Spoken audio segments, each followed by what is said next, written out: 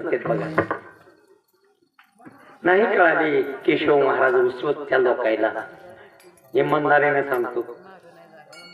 आता वाटायला महाराज होते कव्हा आता मंदिर वाचलं गेल्यावर का आधी म्हणते रजनीच म्हणत हे भारत हिंदू लोक जे किंवा भारताचे जे लोक आहेत हे प्रेत पुजारी लोक आहेत. कोणाचे पुजारी? प्रेत पुजारी. महात्मा हे तो जवळ जाणार नाही आणि मेल्यानंतर मंदिर बांधते भंडारे करते जत्रा भरते पण कव्हा आणि मग काय काय नाही होते तेव्हा मोक्ष मिळेल का आता? आणि महाराज असं होते तुम्ही नुसतं जाऊन बसा आणि विचारा तुम्हाला ते झोपत नव्हते आणि दुसऱ्याला बी झोपू देत नव्हते. आम्हाला अनुभव आहे ते स्वतः झोपत नव्हते दुसऱ्याला बी झोपू देत नव्हते. इतकी तळमळ होती समाजासाठी पूर्ण शरीर खर्च केलं, समाजासाठी आपली संपत्ती खर्च केली, समाजासाठी सगळं उकळून लावलं ते.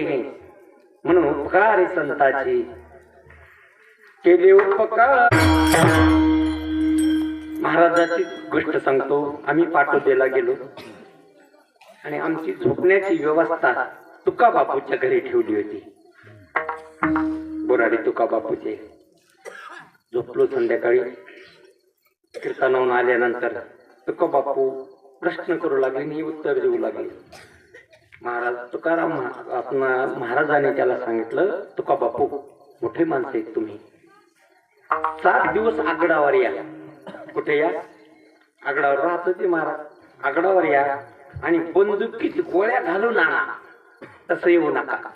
बंदूक आहे तुमच्या घरी काय घाला त्याच्यात गोळ्या घाला आणि बंदूक घेऊन या.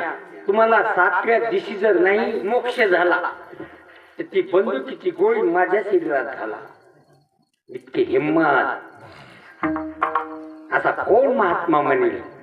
फक्त 7 दिवस तुम्ही ऐका, कान देऊन ऐका.